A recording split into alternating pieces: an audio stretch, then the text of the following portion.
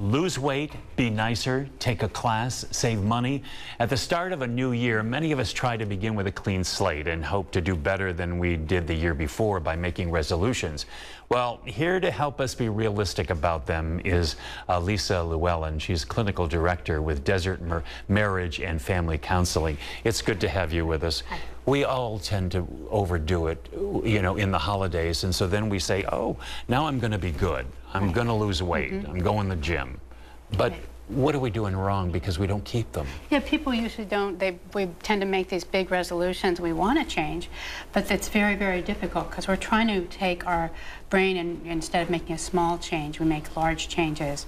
So therapists talk about neural pathways, and what we're trying to do is we're trying to produce a new neural pathway and get rid of an old one.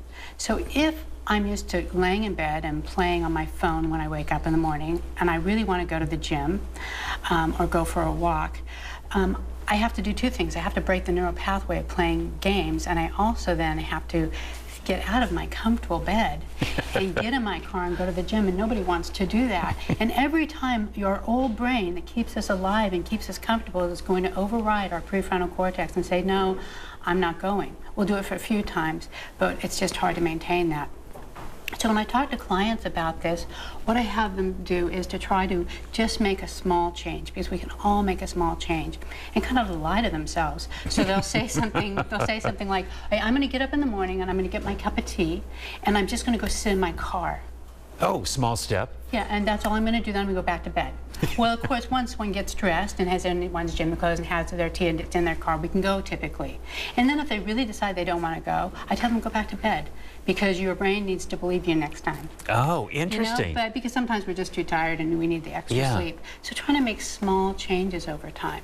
And so being realistic about it, when you are trying to change a habit, is there a certain number of times you have to do it and then it becomes a habit? I mean, we've kind of heard that growing up. Yeah, you hear that. It depends on what you're doing and how long you've been doing something. Like if someone smokes cigarettes for 6 months, it's going to be easier to quit than someone who's smoked cigarettes for, 26 years. It's just going to take a longer period of time. I talk to patients, and they hear me talk about this analogy all the time.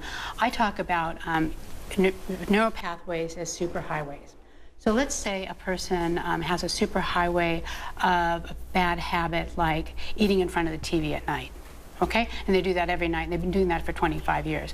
Well, that's like the I-10 freeway from Banning to Blythe, right? That thing is easy to travel down. It's the first thing you're going to do. It's just easy to get on that freeway. However, if we left the freeway alone, or we live in a desert, Joe, and we didn't do anything to it, after a year, we're going to have to go clean it up. It's going to be hard to go down that freeway. After 10 years, 20 years, we're going to need heavy equipment to clean out that freeway. In other words, the less we travel down a pathway, the less likely we are. So telling ourselves in the beginning, I need to not go down that neural pathway is important. Yeah. So it's just taking some time to not go down that neural pathway, and the longer we don't, the more we won't. Well, yeah. And the more we do, the more we will. Some good advice. And again, just do it in small steps. Small steps. All right. Realistic steps. Absolutely. Thank you so much. Thank you, Jen. Happy New Year. Thank you. Do you have a resolution? Yes, I do.